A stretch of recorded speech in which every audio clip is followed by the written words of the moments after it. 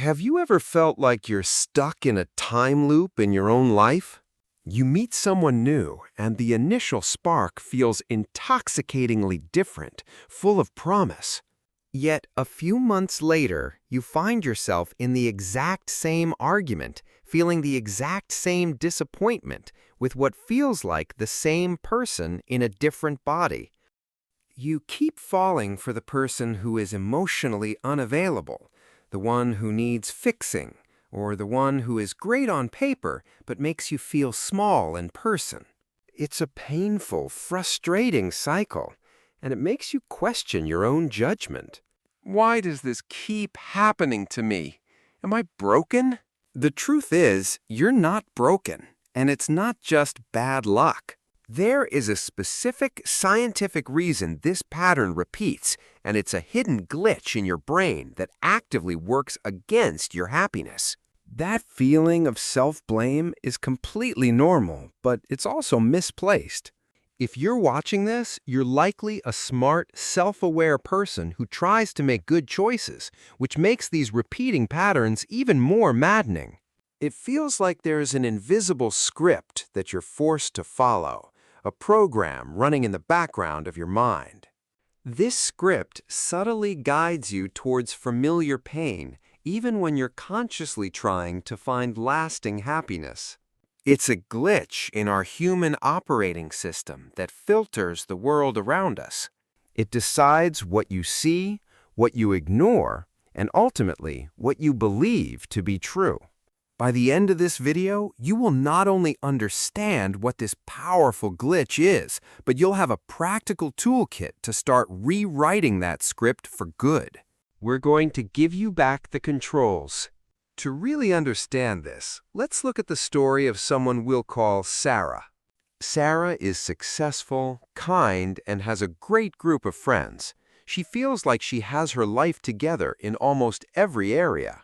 Her biggest desire is to find a truly supportive partnership, someone who is consistent, communicative, and emotionally available.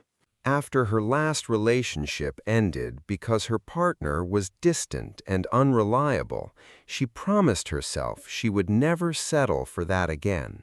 Then she meets Mark. On their first date, he's incredibly charming and tells her everything she wants to hear about wanting a serious connection. He mentions he just got out of a messy breakup and is still figuring things out, but he says it so sincerely that she sees it as honesty, a green flag.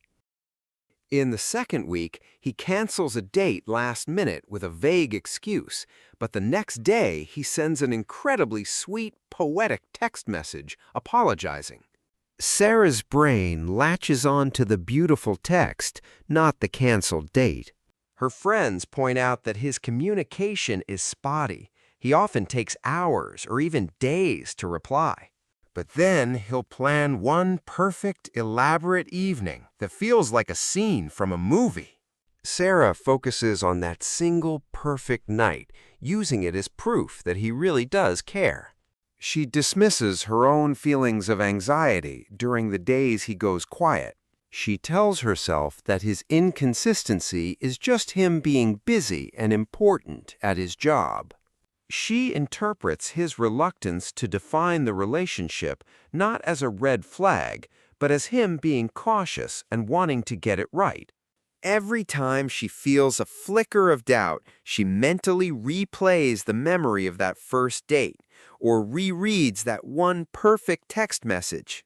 These small bits of positive evidence become her fortress against a growing sea of negative signals. 3 months later, she is heartbroken when Mark tells her he isn't ready for anything serious, the exact same outcome she swore to avoid. She is completely blindsided, even though, in hindsight, the warning signs were there from the very beginning. She saw what she wanted to see, not what was actually in front of her. Does Sarah's story feel a little too familiar? That sinking feeling of realizing the evidence was there all along is a universal human experience. And let's talk about why it happens. So what went wrong for Sarah? Is she just doomed to have bad taste in partners? Our first instinct is to find a simple, often self-critical explanation. We tell ourselves, I just have a type, and my type is broken. Or we chalk it up to plain bad luck, as if the universe is conspiring against our happiness. Maybe Sarah's friends would say she's addicted to the drama of an inconsistent man.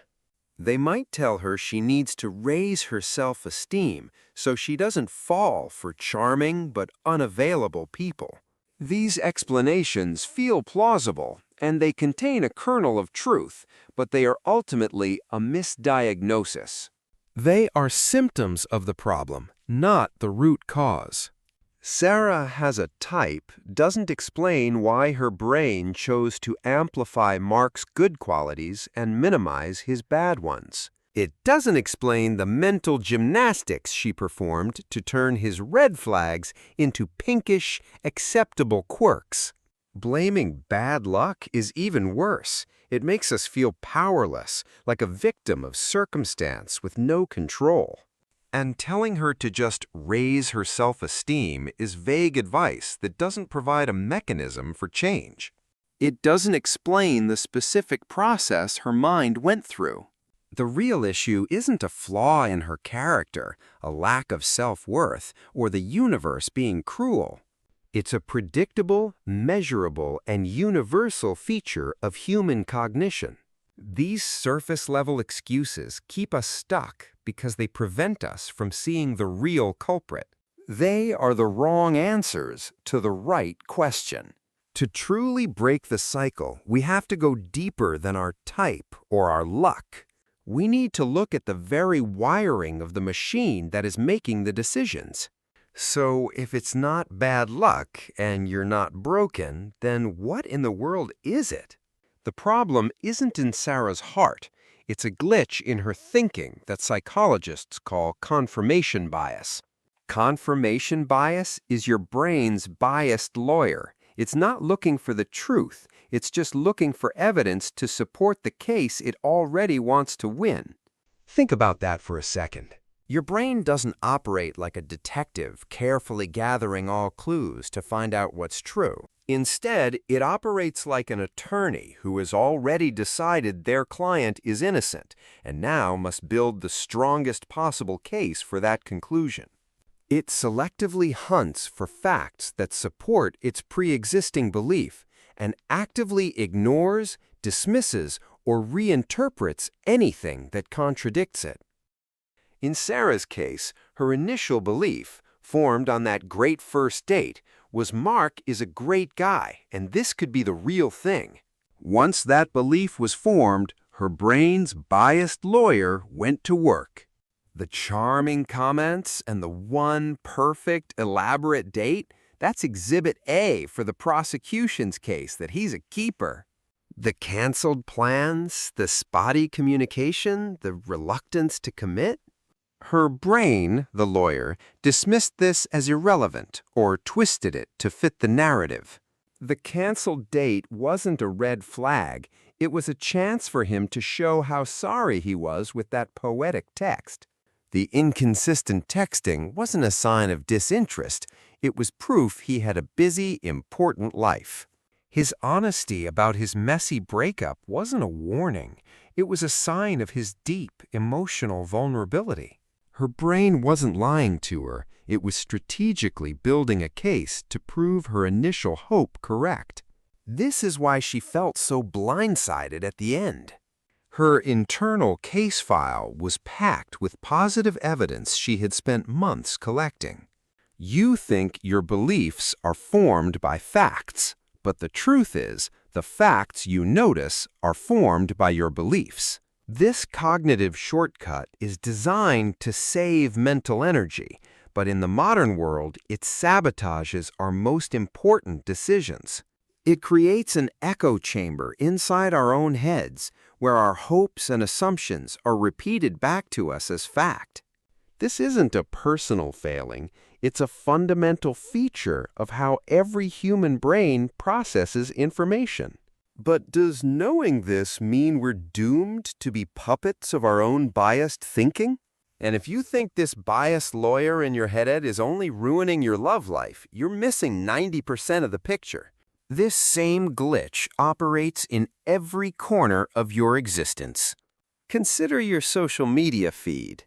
Algorithms learn what you believe politically and then exclusively show you content that confirms those beliefs. Your brain's lawyer gets a constant stream of evidence that your side is right and the other side is crazy. This makes genuine understanding or changing your mind incredibly difficult. Now think about your career or your finances. You invest in a stock or a new business idea you believe in. When it starts to perform poorly, confirmation bias makes you hunt for the one positive article or the one good metric that says it's about to turn around. You ignore the mountain of evidence suggesting it's time to cut your losses. You stick with a bad decision because your brain is trying to prove your initial decision was smart. It even affects your health. If you believe you are a generally healthy person, you might dismiss a recurring headache as just stress. You ignore it because acknowledging it as a potential symptom would challenge your core belief about your health. From who you vote for, to where you invest your money, to how you see yourself, confirmation bias is the silent architect of your reality. It builds a world for you that feels comfortable and consistent, but is often dangerously inaccurate. That's why understanding this one concept is a life-wide upgrade. Mastering this bias doesn't just help you find a better partner. It helps you become a better thinker, a better investor, and a more open-minded citizen. It gives you the ability to see the world more clearly. Learning to spot this glitch is a fundamental skill for navigating the modern world. If you're the kind of person who loves understanding these hidden forces that shape our lives, make sure you subscribe. We go deep on a new brain glitch every single week, giving you the psychological tools to build a better life. Understanding this is one thing, but doing something about it is another. So here is the 3-step framework you can start using today to fire your biased lawyer and hire a real detective. First, actively seek disagreement. When you have a strong belief or are making a big decision, don't ask for evidence that you're right. Ask for evidence that you might be wrong. Force yourself to read an article from the other side, or genuinely ask, what is the biggest flaw in my thinking right now? Second, take 5 minutes to argue the other side. Literally make the strongest, most passionate case you can against your own belief. This technique, known as a pre-mortem in business, forces your brain to search for contradictory evidence it would normally ignore. And third, appoint a devil's advocate. Find a trusted friend who is not a yes man and give them explicit permission to challenge your assumptions. Your job is not to agree with me. Your job is to find the holes in my logic. This process helps you remember, don't just seek confirmation, seek correction. Today, we've gone on a journey from a painfully familiar pattern to an empowering new understanding. We saw how Sarah's story of repeated heartbreak wasn't because of a personal flaw, but because of a universal brain glitch called confirmation bias. This biased lawyer in our minds builds a case for what we want to be true, not what is true. It makes us amplify the small green flags and explain away the giant red ones. We learned this glitch doesn't just impact our love lives, it shapes our careers, our beliefs, and our health. But we also learned that we are not powerless. With simple tools like seeking disagreement and arguing the other side, we can start to see reality more clearly. Your blind spots don't have to be your destiny. They can be your roadmap for growth. So the next time you meet someone and feel that spark, don't just look for all the ways it could be right. Actively, deliberately, and bravely look for the ways it could be wrong. Your future self will thank you. Now I want to hear from you. What's the biggest area of your life where you see confirmation bias showing up? Let's start a discussion in the comments below. And of course, if this was helpful, please like this video and subscribe to the channel so you don't miss our deep dives into the psychology of a better life.